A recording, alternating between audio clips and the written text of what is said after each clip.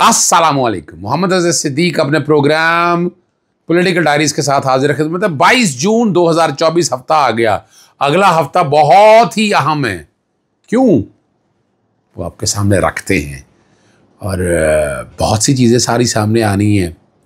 8 फरवरी में मुबैना धांधली के ख़िलाफ़ जो पाकिस्तान तहरीक इंसाफ की दरख्वास्त है, जल्दी समाअत की दरख्वास्त दायर कर दी गई है और मखसूस नशिस्तों का केस है वो भी मुकर्रर हो गया है। और 144 का नफाज मैंने लाहौर हाई कोर्ट में चैलेंज कर दिया है, जो नया लगाया है। और इमरान खान साहब ने बहुत सी जो गुफ्तगू की है और ज़ुबैर साहब के क्या क्या इंकशाफात है उस सारे पे गुफ्तगू करेंगे। सबसे पहले जो बड़ी ख़बर है वो फार्म 45 से 47 तक की बड़ी ख़बर है। जस्टिस अनवार हुसैन लाहौर हाई कोर्ट के जज भी हैं और इलेक्शन ट्राइब्यूनल के जज हैं। उन्होंने कौमी असम्बली की हल्का NA 128, 117, 126 और सूबाई असम्बली की हल्का 147, 159, 159 और 165 इलेक्शन ट्राइब्यूनल को सारा रिकॉर्ड जो है ना और तस्दीक शुदा कापियाँ मांग ली और बयान अल्फे भी मांगा है। और इसकी समाअत जो है आइंदा जुमेरात को होगी। आपको याद है जैसे जहांगीरी साहब ने जब ये मांगा था लटकाते रहे, अब यहाँ से इब्तदा हुई है, कहाँ बचेंगे अब इलेक्शन ट्राइब्यूनल। और मैंने आपको सितंबर तक का कहा ये इलेक्शन वाला मसाइल का जितना भी ये सितंबर से आगे नहीं जाएगा। सितंबर तक इसका कुछ ना कुछ चीज़ें जो सारी सामने आ जाएंगी। फॉर्म 45 से 47 तक की कहानी क्या कुछ रखेगी सामने आप सोच नहीं सकते। आपके वहमो गुमार और तसव्वुर में भी नहीं है जो चीज़ें सारी सामने आनी और उससे क्या हालात और वाक़यात होंगे। बड़े बड़े बुर्ज उसमें उल्टने वाले हैं। मरियम सफदर है इसके अंदर, ओन चौधरी हैं सलमान अकरम राजा के मुकाबले में। तो ये तो बड़ी बड़ा और ये छोटा इशू नहीं है।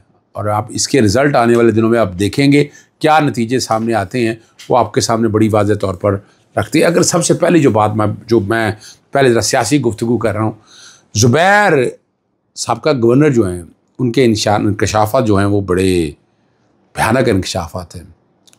और उन्होंने जो बातें की है उन्होंने कहा 100% इस बात पर यकीन रखते हैं कि जनवरी 2022 में जनरल बाजवा की नून लीग की क़यादत से बातचीत शुरू हो चुकी थी और ये मुलाकातें इमरान खान को घर भेजने के लिए हो रही थी।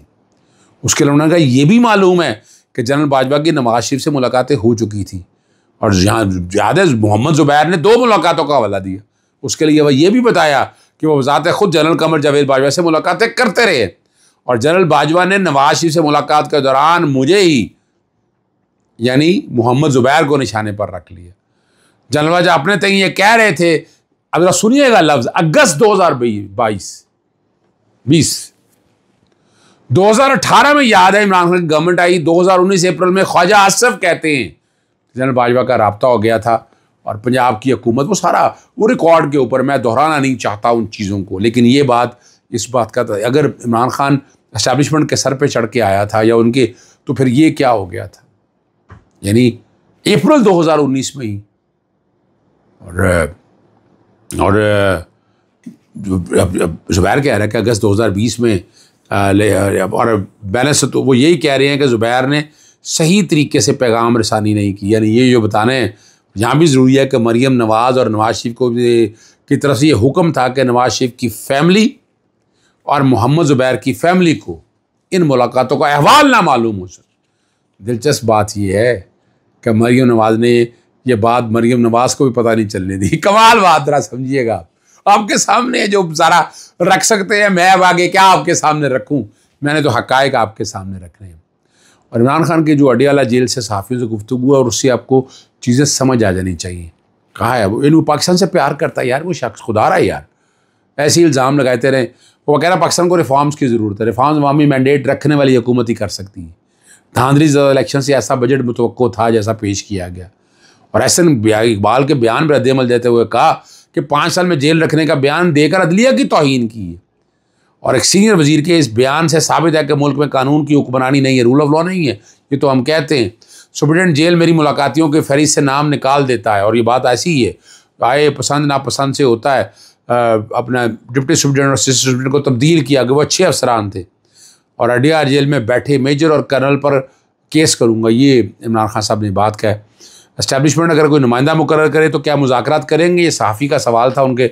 मैं मुज़ाकरात पाकिस्तान के लिए करना चाहता हूँ। पहले भी कहा था पीछे हटने से अगर मुल्क का फ़ायदा होता तो मुझे मुतमन करे, मैं पीछे हट जाऊँगा। और NR2 के ज़रिए मुल्क के साथ बड़ा फ्रॉड हुआ। उसने अपनी चोरियाँ बचाने के लिए कानून साजी करवाई। वाइड का इकोनॉमी के दरवाजे खोलकर शहबाज शरीफ लोगों को कहता है कुर्बानियाँ देनी होगी। शहबाज शरीफ के 5, नवाज शरीफ के 4, मरीम नवाज के 2 और आसफ ज़रदारी के 10 केसेस ख़त्म करवाए गए। अब ये जेहन में रख लीजिएगा। और बातचीत करने के हवाले से कहा, उन्होंने महमूद खान चौधरी का नाम लिया, वो अपने तक बात करें और बैठ कर देखते हैं, उसके बाद वो मुतमिन करें तो फिर आगे जा सकते हैं। अब यहाँ यही बात रही थी फैसल वाडा ने और कहा कि हुकूमत से बजट को किसी सूरत रोक नहीं सकता, बजट डंके की चोट पर पास होगा, निजगारी भी ठोक बजा कर करेंगे, सेनेट में आज़ाद रुक कर, यानी वो सादा अक्सरियत चाहिए जनाब। और इसके लिए सेनेट की ज़रूरत नहीं है बजट पास कराने के लिए, सिर्फ कौमी आपके पास सादा अक्सरियत तो है, तो डंके की चोट की क्या बात है भाई, वो तो पास होना ही होना है। क्या करना है आपने? आप अगर मुंह पे कुछ लोगों ने स्याही मान ली तो उसका इलाज हमारे पास तो नहीं है ना, हमारे पास तो नहीं है ना। चलें, अली मीन गंडापुर जो है ना आडियाला जेल में इमरान खान साहब से उनकी जो मुलाकात और माशी और सियासी सूरत हाल पर तबादला ख्याल किया। और इमरान खान ने कभी अली मीन गंडापुर को मुलाकात से मना नहीं किया, अली मीन गंडापुर से मुलाकात से कभी इनकार नहीं किया। जेल सुप्रिटेंडेंट मेरी मुलाकातों की फहरिस्त से नाम निकाल देता है, ठीक है ना जी।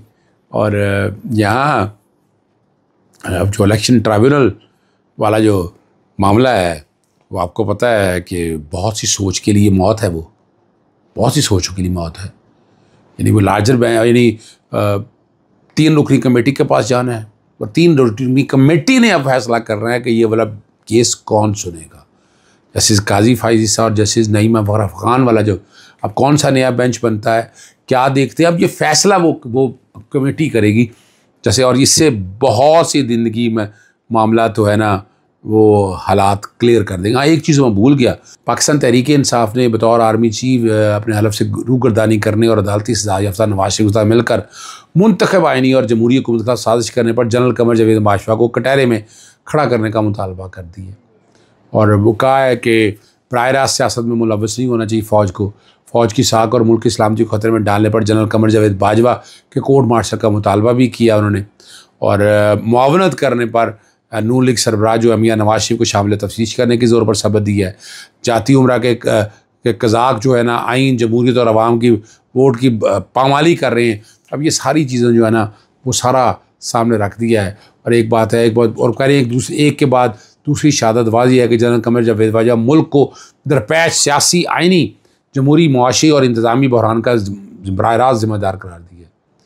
और यमनी नवाज के तर्जमान की शहादत ने रजीम चेंज साजिश के अहदाफ का तरीक़ाकार और उसके मुलव्वस किरदारों को कौम और तारीख़ के रूबरू बरहना करके खड़ा कर दिया है। ये भी याद रखिएगा।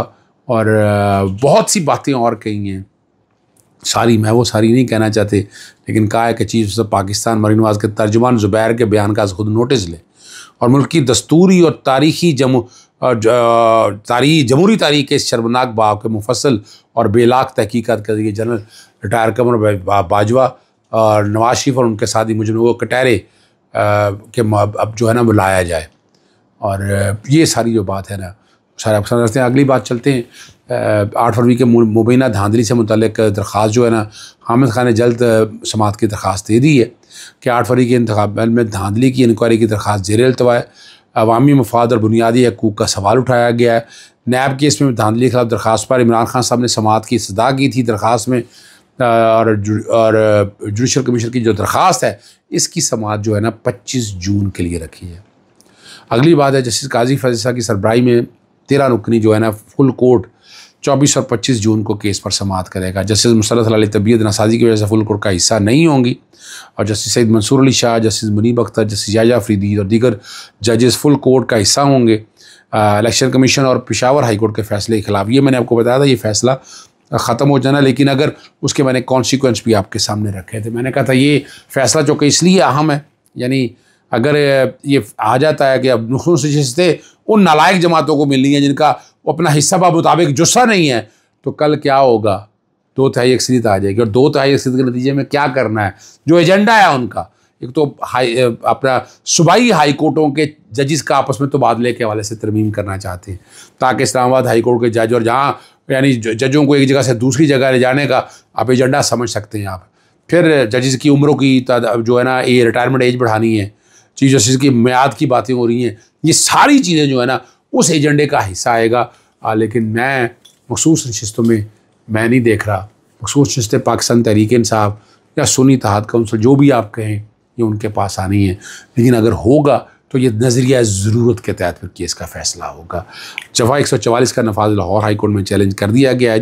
हुकूमत ने रैलियाँ रुकाने के लिए जो 144 नफाज की है ना, वो शहरियों के बुनियादी हकूक़ की खिलाफ वर्जी है। और इसमें आपको याद है मैंने इलेक्शन के दिनों भी कहा था, जनरल इलेक्शन में भी और बाई इलेक्शन में भी, अब भी रैलियाँ निकालनी थी और उसको सामने रखते हुए दफ़ा 144 का नफाज रख के आप बुनियादी हकूक़ की खिलाफ वर्जी कर रहे हैं।